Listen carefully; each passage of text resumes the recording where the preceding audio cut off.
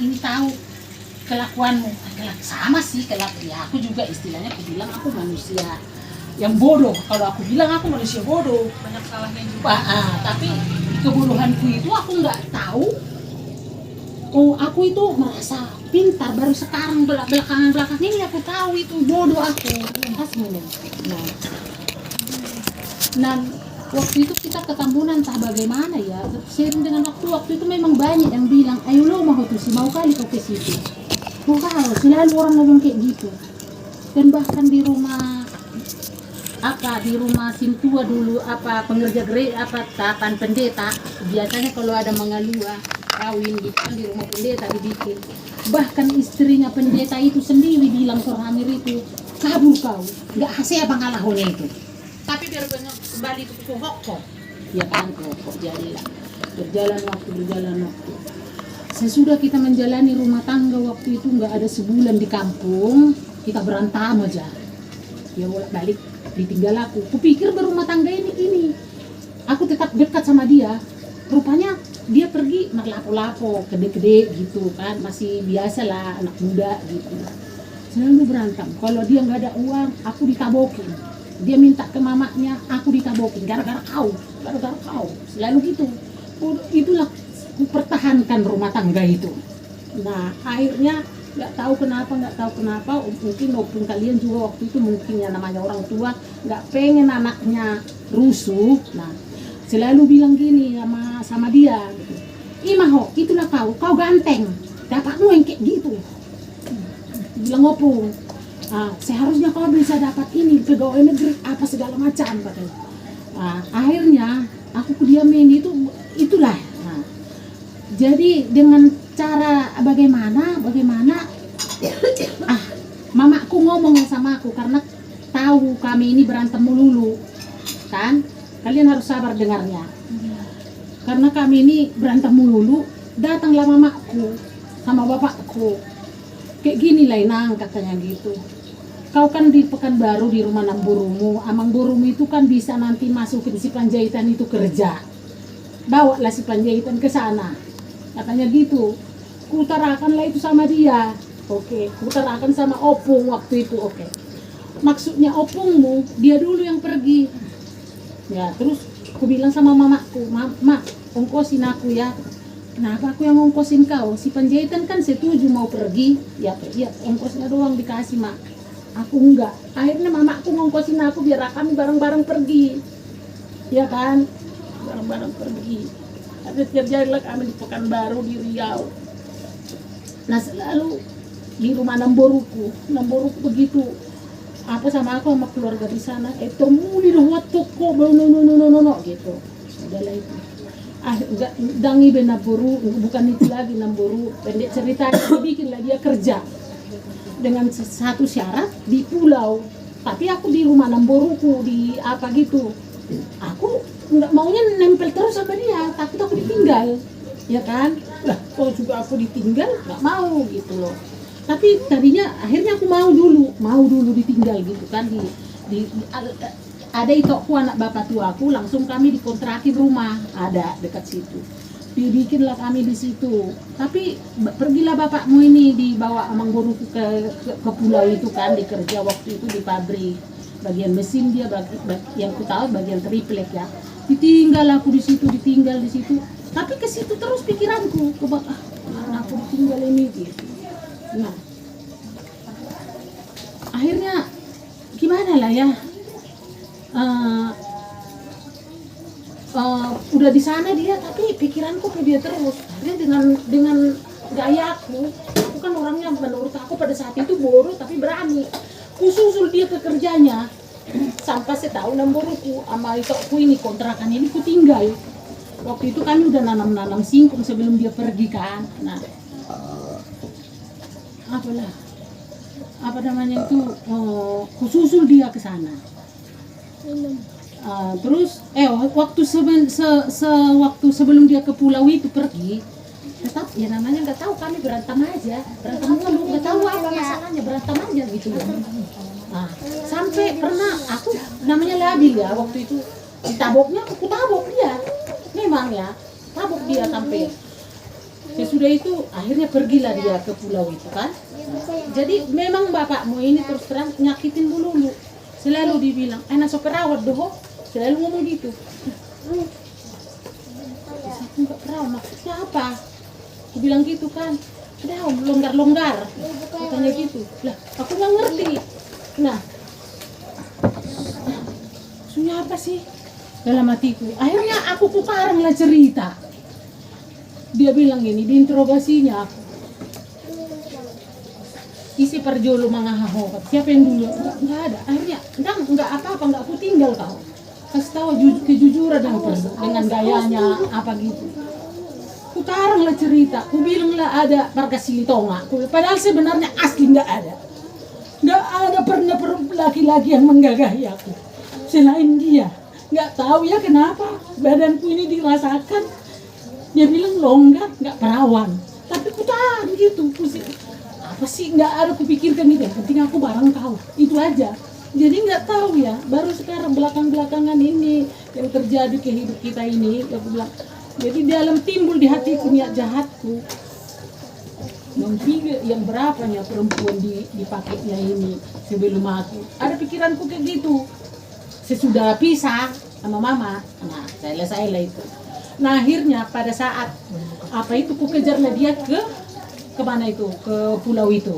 Pergilah aku tanpa sepengetahuan namboruku. Datang aku ke situ, di situ kami kan ada berapa minggu waktu itu sama tokenya. Akhirnya selesai kontrak di situ, pulanglah kami ke kampung tanpa ada kami bawa apa-apa. Nah di kampung kami berantem melulu. Waktu udah di pulau itu, waktu apa itu ada puskesmas kecil dulu di situ, diperiksa aku udah telat 2 minggu. Di situ rupanya aku selalu pengen nempel ke bapak apa bawaan hamil waktu itu ya, kalian lebih pintar lah. Ya dia lagi hamil dah. Jadi dia karena ditinggal masih kerja waktu itu di pulau, dia mau pergi kerja, aku ikuti terus.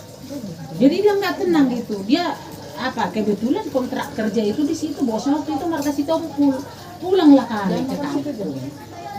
Ya kan, pulanglah kami ke kampung. Nah, masa mula kamu tuh, kenapa pulang ke kampung, bla bla bla bla. Nggak tahu cerita apa dia sama mamanya, apa bagaimana. Ceritanya lagi di kampung lah. Kami bagus-bagusnya di kampung ini. Dia mengagati tuak, bikin tuak itu. Aku apa jual kelapa kan. Bagus-bagusnya kami di situ, bagus-bagus. Nah, akhirnya gini, nggak tahu masalah apa bagaimana. Terus dibilang gini, kalau di kampung kan majai pisah rumah ya, biar satu rumah. Akhirnya mau di kampung lah kami, ya kan? Ngerti kalian kan mau di kampung. Karena ada penghasilan dari tuak, biar itu aku yang ngantar ke lapo pagi-pagi. Bagus lah kami kerja. Lah, aku ngantar lagi terus sudah apa gitu, nah lemas-lemas. Aku yang nganterin tuak ini ke lapo biar dijual orang lapo. Nah, dilihat itu nggak tahu dari orang tua, dari mama, dari opung itu. Waktu itu mama ingat pas hari Kamis, maksudnya aku mikir dia tahu udah majai lah kami pisah rumah gak sama opung kan, adik-adiknya kan banyak.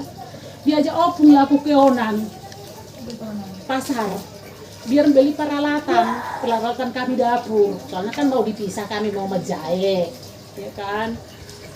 Waktu itu memang kami mau nanam bibit ikan, bikin kolam, masih dipesan tuh apa beli bibit ikan mas nanti biar kami beli. Pokoknya waktu di Onan ini kami masih belanja semua, kami belanjai piring, ikan, pacul, semua gitu. Kira-kira jam 4, jam 5 gitu. Semangat mama kan, semangat gitu. Ahmad Jaina mau HP maksudnya bisa rumah aku nanti istilahnya membuka rumah tangga yang baru di kampung gitu. Terus makan soto lah kami, mie di kampung kan. Begitu mama satu suap, langsung ngerasa mama ada firasat, ada apa ini, langsung kayak begah gitu. Alang kata opungmu, pengen langsung pulang ke kampung. Udah mau cepat-cepat balik ini dari pasar ini gitu. Kan waktu itu satu doang mobil ke kampung kan. Nah, kami lah turunlah di depan gereja itu kan, pintu batu itu. Aku cepat-cepat buru-buru nyampe ke rumah gitu kan. Udah sore, udah semua ternak udah ribut pengen makan kan. Langsung kami kan di kamar. Masuk aku ke kamar, kupikir dia di rumah gitu kan. Kulihat koperku udah kebuka. Kulihat bajunya nggak ada, langsung mama nangis. Kemana? Disitulah mama histeris banget. Tuh dia, Allah bang, kemana kau pergi? Kenapa kau tinggal aku? Bla bla bla bla bla bla bla bla bla. Kau tinggal aku gini gini gini gini. Sakit aku pokoknya saat itu hancur banget, mama hancur banget sampai berhari-hari. Nah, opungmu belum nyampe. Opung yang teman mama Keonan ini. Yang dari bapak Dari mamanya. Belum nyampe. Nah, terus bilang aku, Wasa kenapa aku nangis gitu? Nggak tahu Inang, anakku pergi, aku ditinggal. Akhirnya nggak ada kemana. Begitu langsung ditinggal aku, ditinggal. Langsung si opungmu ini bilang langsung diginiin. Aduh, kenapa ya si Dinggo ini? Kenapa si Dinggo ini? Pergi, ditinggal istrinya, masih ada. Gitu dia. Menurut aku polos dia. Rupanya seiring tambah pengalamanku, rupanya itu acting kan. Nah, berhari-hari semalaman itu kutunggu kalau ada anjingnya gonggong. Dia kali itu. Berhari-hari aku kayak gitu di pintu batu nyariin dia. Dari hari Kamis sampai hari Senin. Gak makan aku. Anehnya Sinda itu. Nah, pas lah di arah ke mual yang ada jembatan itu Pan. Disitulah aku duduk karena udah capek. Hari Senin itu pagi jam 11. Duduklah aku di situ. Ada orang tua ngomong, Bapak, ngapain kau di sini nambur tampunan? Katanya. Langsung aku nangis. Gak tahu Mang, aku ditinggal anakku. Gak tahu aku begitu aja.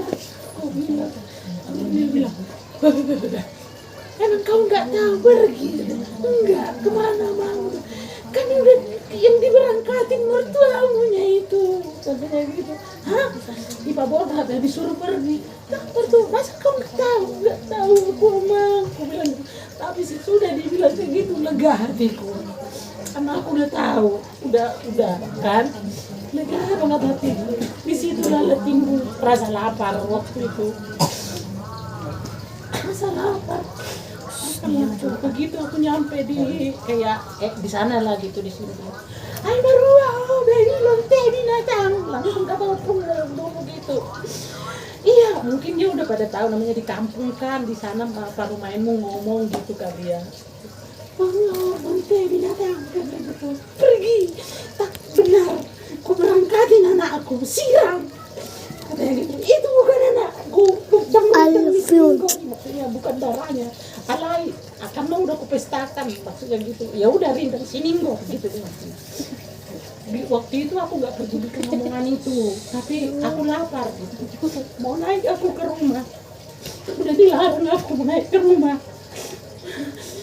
Ulu Inang, aku bilang iya Inang, walaupun aku pergi rumah mama aku kalian antarin. Aku makan dulu, aku bilang gitu. Gak ada nasi lagi. Datang dia. Ada kata sama udakmu itu waktu itu masih SMA. Ambil dulu secangkir beras itu. Biar nanti ada dikasih dimasak kakakmu ini di rumah mamanya. Gitu. Dibawa lah koperku itu dari atas. Dibawa lah. Memang diantarin Inang ini mertua. Di sini asal upah gonggok kok maksudnya. Aku antarin kau. Aku ikutin. Rupanya nyampe mual itu doang. Aku pergi langsung ke tuh, nggak nyampe aku diantar ke mamaku. Diantar aku, dia langsung pergi ke rumah itoknya, ada itoknya Aram Nabi Tepulu itu kan. Udah pulang aku ke mamaku. Ya namanya di kampung udah mulut ke mulut langsung ada. Aku bawa ini koperku ini. Ada opung bapakku dulu waktu itu marangan-angan di situ, mamaku gini nasi babi. Dia bilang gini. Aku bilang, Oma, biar dulu di sini ya. Aku bilang gitu.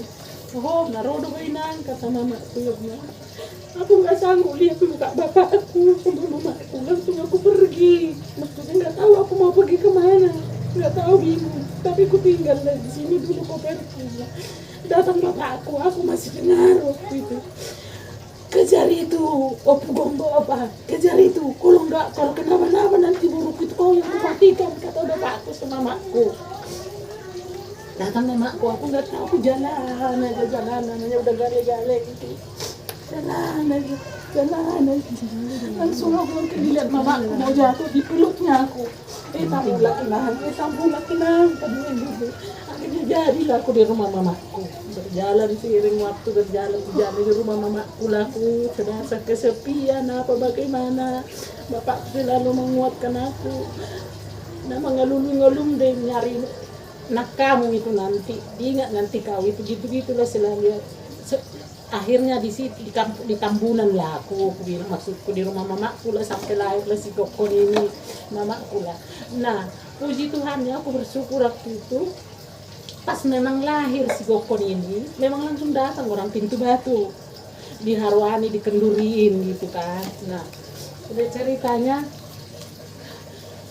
sudah pas 2 minggu apa 3 minggu lah habis diharwanin gitu. Datanglah ke Pintu Batu, kata orang-orang sekampung itu, termasuk istrinya yang bongkok-bongkok itu, opung itu. Pertama aku bawa bapakku waktu itu, bawa lah anakmu ini nang ke gereja, katanya. Aku bawa lah karena kami diberkati di gereja Pintu Batu, disitulah aku bawa si Kokon ini. Ke situlah akhirnya kami tinggallah di situ. Waktu itu Damburu Romauli almarhum itu sama kakaknya, ya udah nggak usah pulang ya ini. Akhirnya kami di Pintu Batu lah, pulanglah aku ngambil pakaian si Kokon ini ke kampung ke ama pakaianku. Di Pintu Batu lah kami. Akhirnya tinggallah di situ. Ya itulah dulu, ikutilah dulu cerita. Akhirnya kami di situ dan juga memang ya aku gak mungkin aku di rumah mamaku gitu loh kan. Nah di Pintu Batu ini udah aku kerjain semua apa segala macam gitu ya, menurut aku diterima dengan baik gitu, dapat sendiri aku ke Pintu Batu. Nah ada masalah lagi di Pintu Batu waktu itu sama bapak udah mau almarhum jongok, selalu aku kayak biasalah namanya ke kakak bercanda kan, diapakan dicanda-candain gitu, dicanda-candain. Pas waktu di rumah dicandain gak apa-apa. Waktu itu aku mau nyuci ke bondar itu, ke apa itu, ke bina apa itu, bondar yang apa itu dijegat-jegatnya gitu, kayak mau ya diamannya disengin gitulah. Aku bercanda gitu. Di situ memang emosi banget aku. Wah kurang ajar kau binatang, kau baru semua memang bahasa binatang untuk mendekat sama dia. Akhirnya lepaslah, mau digokotan, mau kayak diapakan, dicengkeram gitu. Pulang lah, mau pulang dari sumur itu lama banget aku itu sama si Mary waktu itu. Si Mary Namburumu ya apa ya, Oma nanti tadi Eda nangis berantem sama si Jongok, katanya memang si Jongoknya diomelin lah. Intinya apa ya, banyaklah masalah-masalah waktu itu lagi di Pintu Batu. Kebetulan ya apa ya, ada alamat bapakmu ini waktu itu hutan panjang Kemayoran kan, ku bersihin rumah Pintu Batu semua kan. Nah yang dibikin si Jongok ini permasalahan, diusirlah aku dari situ lagi. Udah bagus-bagus kok aku terima, begono pergi kau. Terus bilanglah opung lagi gitu, sirang mak katanya, mau diundang sekampung, mau menyirangkan aku, alai si Dokon tinggal ini kur penjahitan katanya. Aku nggak mau lah, ya kan. Nah jadi ya kalaupun aku sirang ya ke bapak aku kasih, aku kuat alamatnya itu ku pegang kan. Nah akhirnya pergilah aku dari Pintu Batu ke Medan, ke Namburuku. Gak jadi, nggak mau aku, kalaupun anak-anakku ini harus ke bapaknya aku kasih, bukan sama kalian. Aku bilang gitu sama aku. Pergilah aku ke Medan, diongkosin Namburuku laku ke Medan ini, itulah ketemulah sama bapakmu ini. Nah, di situ gayung bersambut, apa ya, berjalan dengan waktu. Kuceritakan sama dia gini, dia diam aja gitu. Diam aja, udah ya itulah mulai berumah tangga kami apa di Gunung Sahari, selalu nggak ada apa ya. Jadi intinya, aduh baik, ambil air minum dong, Opung. Jadi semua berjalan menurut aku lah ya, aku bilangnya. Aku yang terlalu ngejar-ngejar bapakmu ini, memang ku akuin aku. Jadi semenjak di Jakarta ini sebenarnya aku apa? Jadi kasar, diajarin situasi. Aku bantunya dia semua, bukannya apa ya, makan gaji. Apa aku bantu semua, aku jalanin rumah tangga ini dengan kunikmatin sampai akhirnya ya nggak tahu ya, aku nggak bisa apa gimana ya. Nah jadi intinya udahlah, nggak usah ku jelasin lagi semua. Hanya itu yang ku bilang sama kau, Ninggo, bapaknya Bukom. Ku pikir selama ini nggak jadi penyakit itu omongan-omonganmu itu sama aku. Bukan aku cengeng, kau tahu aku kayak mana. Omongan-omonganmu selama ini yang selalu apa ya, menghina aku lah, aku bilang apapun kita kayaknya nggak pernah bisa komunikasi bagus. Tapi nggak tahu ya apa memang aku hanya menyalahkan kamu. Aku juga salah, banyak salahku. Disalah-salah itu karena aku merasa hebat. Memang aku akuin aku galak, tapi kan semua bukan nyalahin kau juga.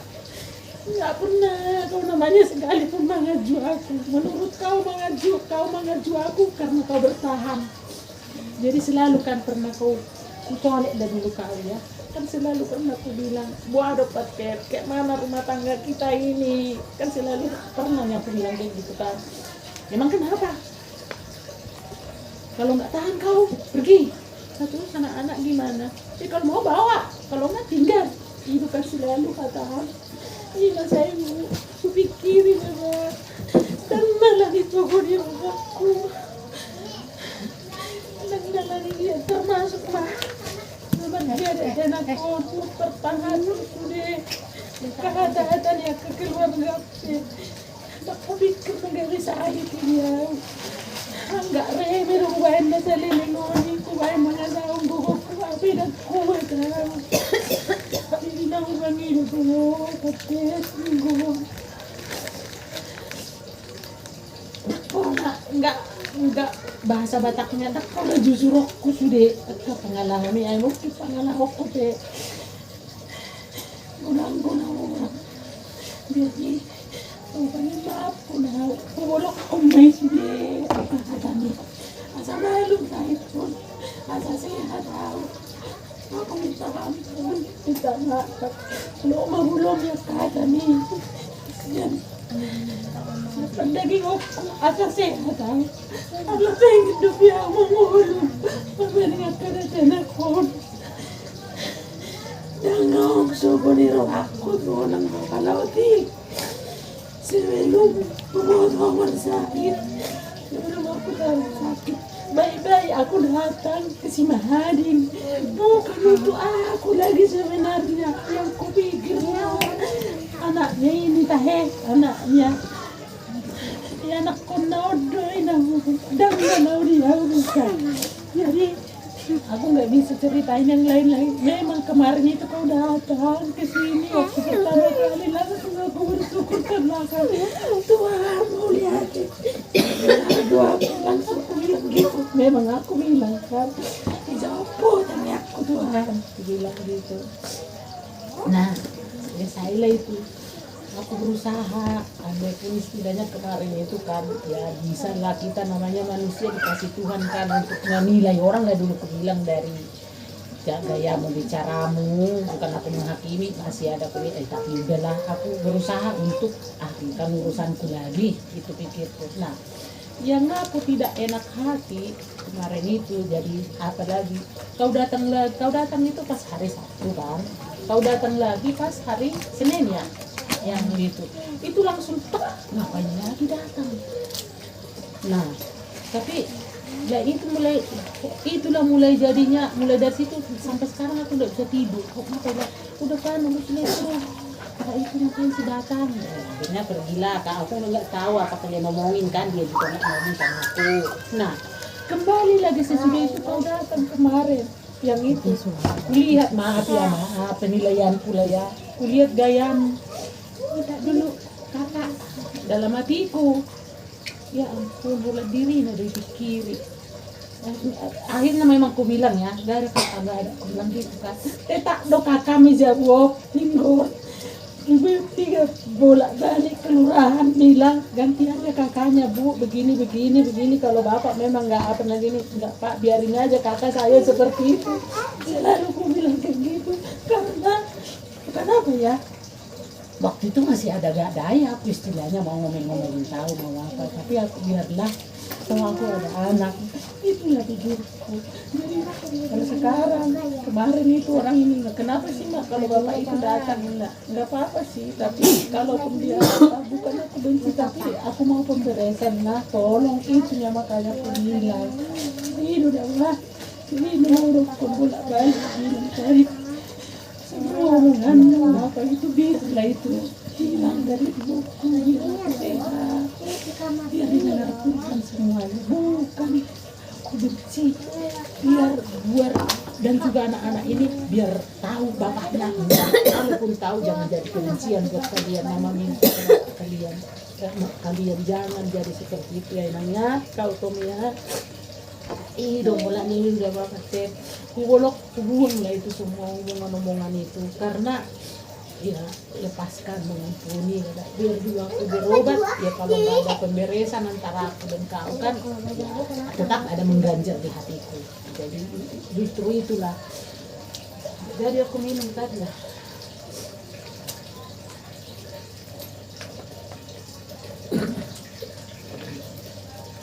Dan satu lagi kan kadang kita lupa begitu banyak laporan nah inilah ya ringkas ya laporan Gak usah yang lalu-lalu, ini apa, laporan apa?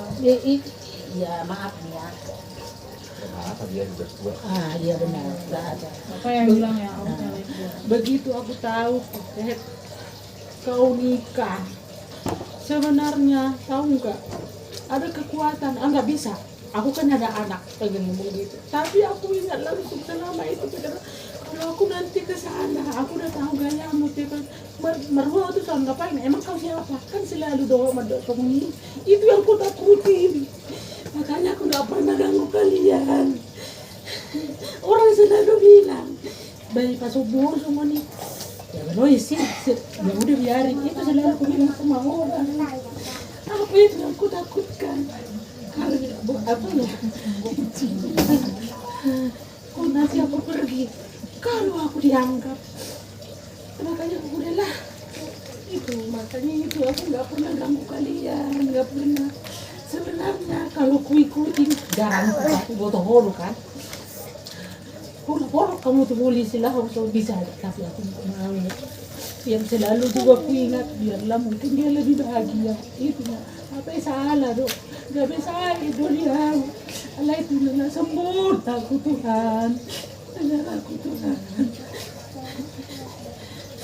udah itu aja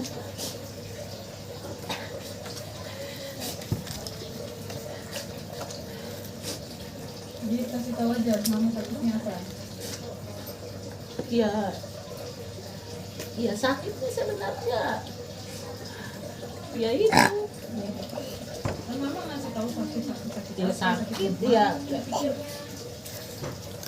ya kalau akar pahit ya kanker kan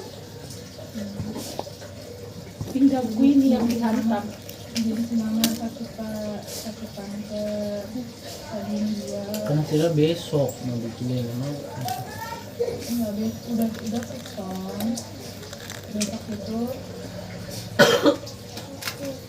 udah ibu kayak gitu lah jadi mama merasa ada sesuatu yang harus diceritakan sama dia nggak ngasih tahu mama nggak ngasih tahu kita juga bilang apa sih Kak? Tapi mama pengennya cerita gitu kan ya makanya tapi ya balik lagi kan nggak cuma mama yang penting, bapak juga. Makanya kami bilang bapak kalau nggak mau datang nggak apa-apa. Jadi artinya orang tua ini mama sama bapak ini sebenarnya cuma salah persepsi semuanya. Jadi kalau namanya orang namanya itu semua. Jadi aku udah kemarin karena merasa benar menurut aku. Tapi di Tuhan ada namanya udah lupa segala sesuatu udah dilupakan semuanya. Padahal memang maksud saya itu karena menurut saya itu buat kalian juga buat apa itu karena ada temanku begitu namanya ada pakai kakak buat ungkong katanya yang mundur lewat dari anak 10 tahun pakai kakak soalnya ngambil itu katanya yang rapi itu harus orangnya sendiri. Jadi kalau kalian akhirnya dia pun kalian urus itu nggak bisa diambil gitu daripada sayang. Ini maksud saya jadi nggak ada pikiran itu masalah yang lain. Saya duitnya itu di pemerintah. Nah, tapi di Arab harus pakai kakak katanya itu jadi harus buru-buru. Jadi makanya sayangnya juga nggak permisi aku. Soalnya kan bukannya mikirin dianggap atau dianggap atau apa sebab saja tidak penting dikasih dulu fotokopi kakak itu aja daripada sayang itu 600.000 itu. Pikir bapak. Pikiran saya begitu, jadi nggak ada pikiran saya masalah masih ada kapal yang lain gitu. Itu dari mama. Udah pegang nggak? Apa jawaban bapak kan tadi mama bilang kayak gitu, jawaban bapak apa? Dia sudah mengikhlaskan, sudah membuang semua hal-hal yang buruk yang pernah terjadi di antara kalian dari muda. Kalau bapak kan udah dari bapak juga kayak gitu. Cuma mungkin mesti disampaikan kali. Ya itu seperti tadi dua-duanya nggak ada yang apa namanya cuma karena masih terlalu muda kali waktu itu ya itu jadi masih ingin akhirnya masih ingin bebas seperti itu jadi akhirnya terbawa apa lagi semua bukan gimana ya dibilangnya seolah-olah memang aku itu salahku kan seperti kata mama itu aku waktu itu memang merasa karena memang dengar kata orang tua bisa dibilang aku anak edan-edan kamu anak edan-edan kalau dibilang gak ada yang kurang kalau aku dulu waktu di rumah orang tua aku apapun yang aku minta harus ada begitu jadi akhirnya seperti mama bilang tadi kalau biarpun aku punya semua kalau diikutin terus kan kalau pokoknya aku mau tua di lahu ikutin terus dikawal terus ya itu aku nggak curi apa namanya nggak terima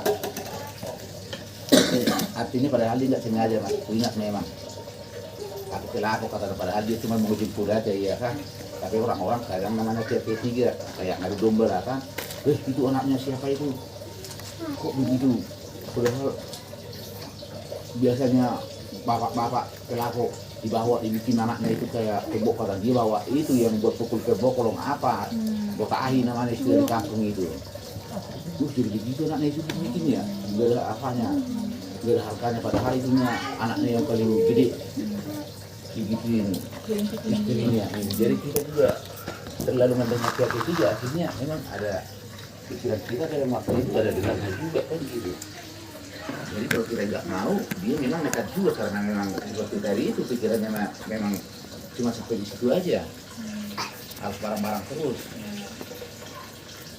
Padahal dia itu bawa pukul-pukulan kerbau itu kan, bukannya maksudnya itu mau mukul saya kan, tapi cuma kata orang ya jadi dibilangnya sih gue mau begitu, padahal pemainnya di luar kesadarannya itu megang kayu-kayu lah kali pas di tangannya itu aja iseng tangannya kan begitu karena kalau pelik aja ketika kapan dia mau jadi kita dibilang tidak lagi begitu jadi tidak lagi disampaikan jadi makin apa hasilnya namanya apa kan makin dikira apalah namanya itu banyak lah dipergerus gitu bergerus suasana gitu ada lagi? Udah pokoknya intinya kan kita semua mau baik-baik